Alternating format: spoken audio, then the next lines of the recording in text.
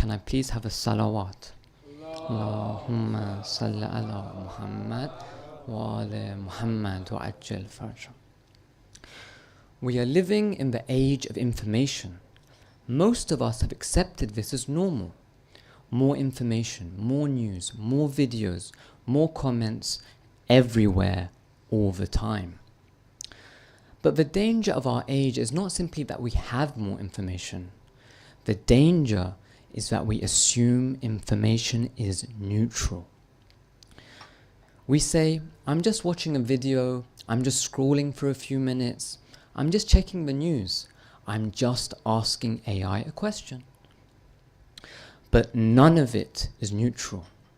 Every article, video, post, comment, online community, and AI answer does something to us.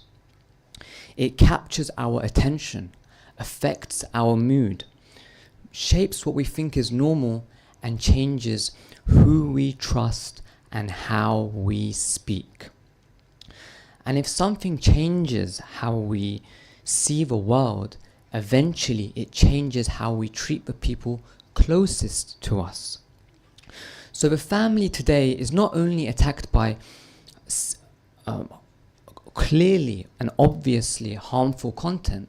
That kind of attack is easier to recognize. In the past, a child's mind was first shaped in the home by parents, elders, family, and trustworthy members of the community. Today, that role is increasingly being taken by screens. That is the attack. In previous years, we covered phones and social media in detail. Phubbing, distraction, comparison culture, showing off, wasted time, and mental health. So today, I won't repeat all of that. Today, I want to ask, what is the next stage?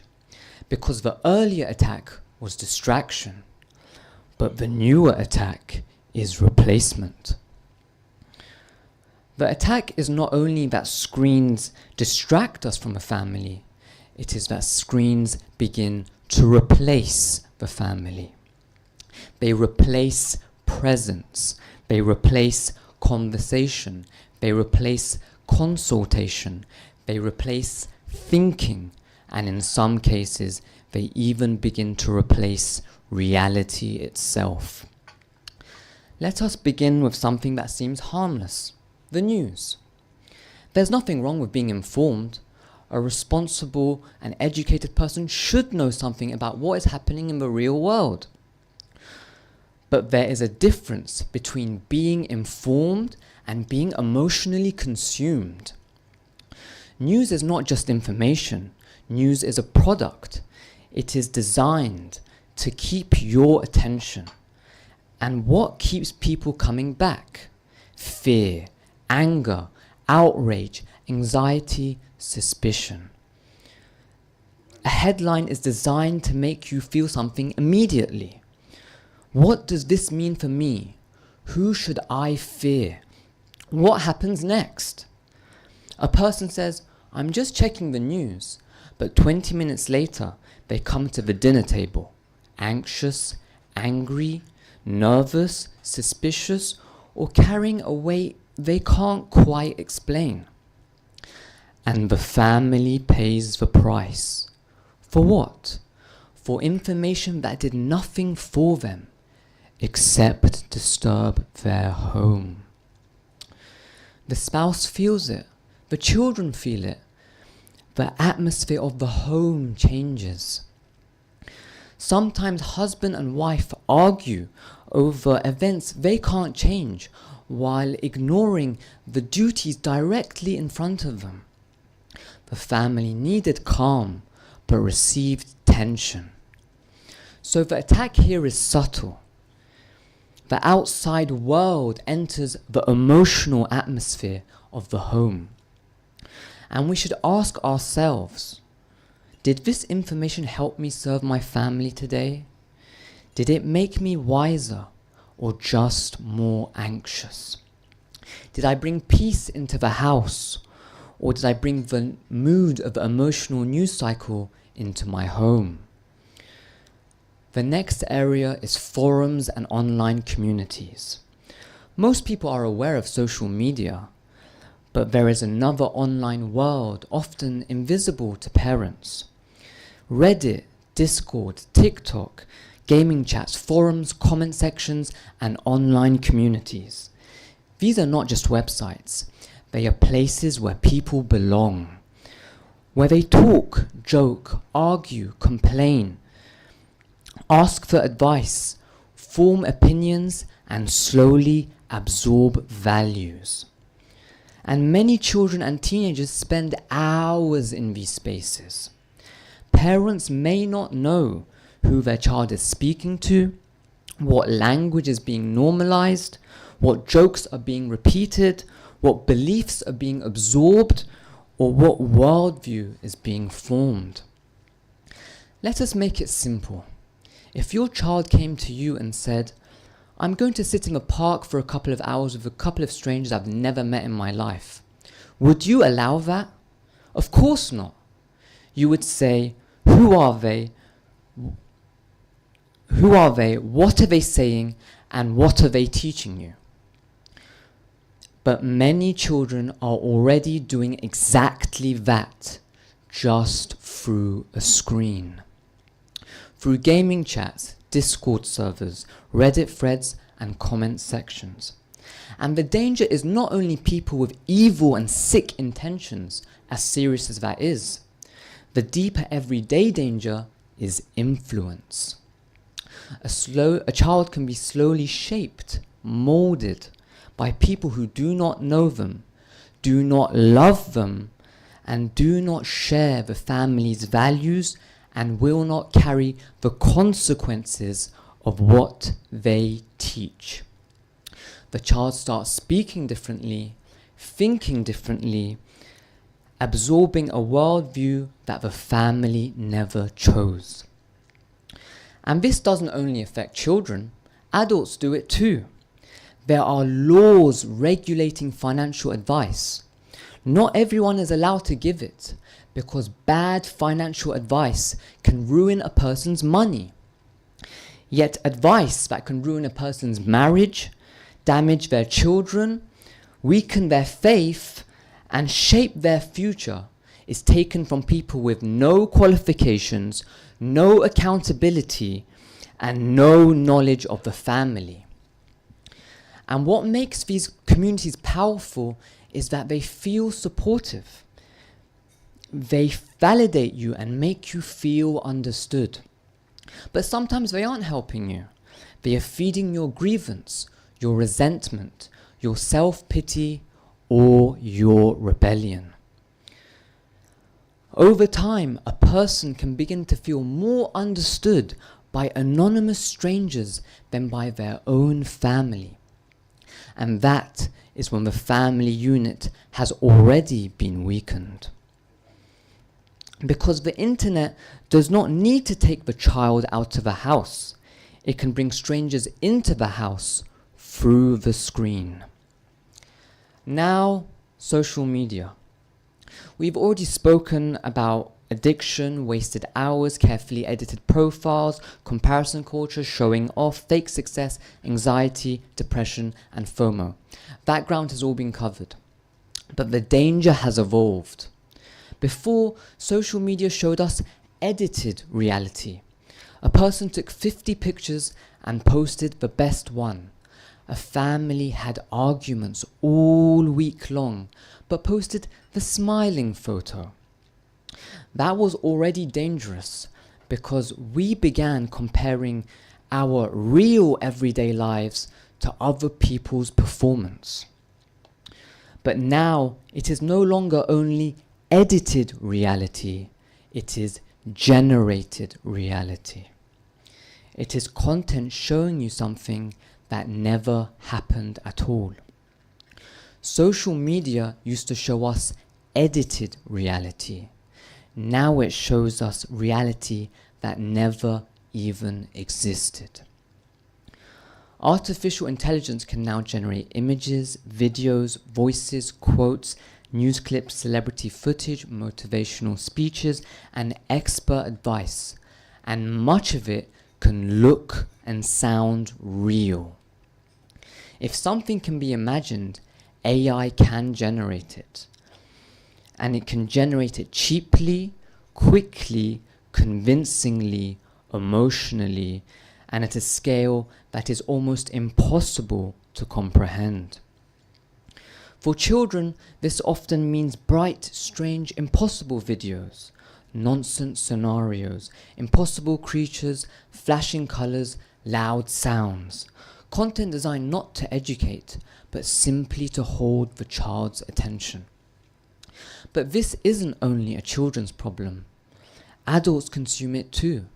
Fake motivation, fake health advice, fake financial guidance, fake religious quotes, fake historical stories, fake news clips that look legitimate. The packaging is different, but the substance is often the same. Junk designed to consume your attention. You know the format. Did you know? Most people don't realize. Experts say, this one habit will change your life. And after 60 seconds of confident narration, we feel like we learned something. But if we stop and ask, what did I actually gain? The answer is often nothing. It felt informative, but it was noise. It felt like knowledge, but it did not make us wiser. The danger is not that it lies badly. The danger is that it lies convincingly, endlessly, and cheaply. A confident voice makes something feel true. Professional visuals make something feel researched. Repetition makes something feel normal. Children are especially vulnerable because they have less life experience to compare things against. If a child grows up surrounded by generated content, their sense of what is real, funny, scary, trustworthy, or normal can be quietly yet drastically distorted. But adults are not immune. Many adults believe things simply because they are presented confidently. Now add AI that can generate images, voices, music, and video so precisely that many people genuinely cannot tell what is real. And the problem becomes something else entirely. So the attack here isn't only on attention, it is on reality itself. A family cannot protect its values while it is being shaped by things that are not real. Now, how does all of this enter the home? Mainly through one doorway, the smartphone. We've already spoken about phones in detail. Phubbing, distraction, parents physically present but mentally absent, work entering the home. So today, let us look honestly at our own phone use. After all, the phone is the main doorway through which all of this enters the home. News, forums, strangers, social media, AI, work messages, and notifications. So ask yourself honestly, can I wake up without checking it? Can I eat with my family without being distracted by it? Can I go to the bathroom without it? Can I speak to my spouse without looking down at it? Can I play with my children without being distracted by it? These questions tell us whether the tool is serving us or whether we are arranging our lives around the tool.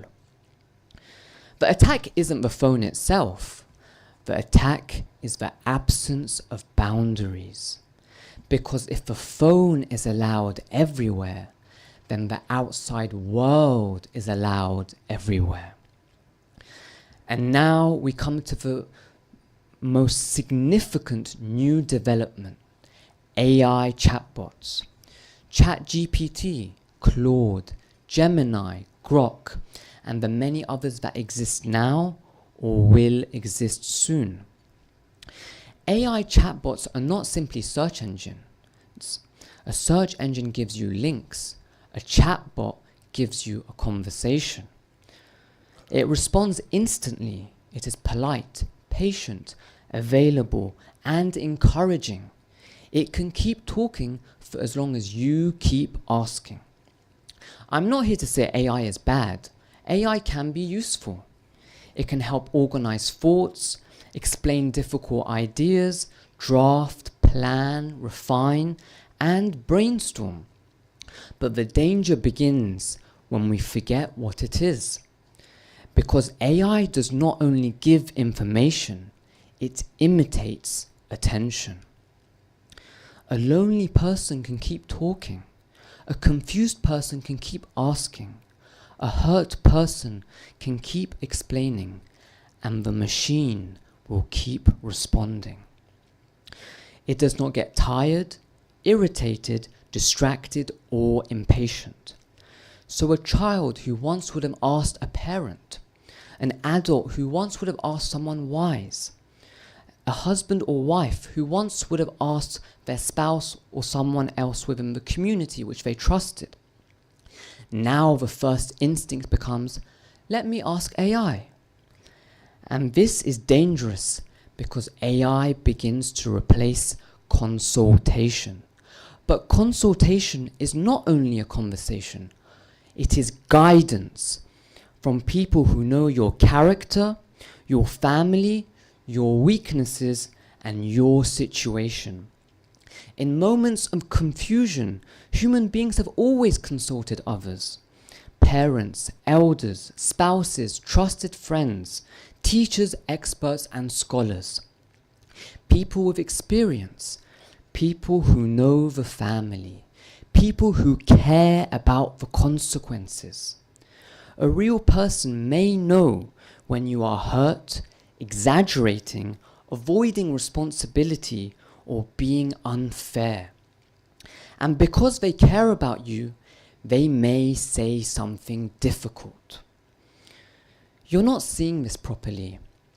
Before you blame your spouse, what did you do? You need to calm down. You're only telling me your side of the story. AI can produce words, often very polished, very reasonable sounding words. But it does not care what happens to your marriage if its advice makes things worse. It does not care about the child affected by your decisions. It cannot care. It is only a machine. A chatbot can give you words, but it cannot carry responsibility for your life, and it will not sit with your family afterwards. And this leads to one of the most serious family dangers: consulting AI about family problems. Someone has an argument with their spouse, a difficulty with their child, or a frustration with a parent. And instead of taking time to calm down and think through it properly, or speak to someone wise who knows them, they open and ask the chatbot. But AI doesn't know your life. It does not know your history, your upbringing, your personality, your blind spots, or your family culture. It does not know what your partner has carried silently. It does not know what your child has been feeling. It does not know what your parents sacrificed. It does not know the tone, the pattern, the private pain, or the hidden goodness inside the home. At best, it only knows what you told it. A doctor who knows nothing about your medical history cannot remedy you, cannot cure you properly. So why would we take family advice to something that knows nothing about our family or about our situation or past events? Family problems are not abstract questions. They are living realities. They need wisdom, context, and people who actually know the family.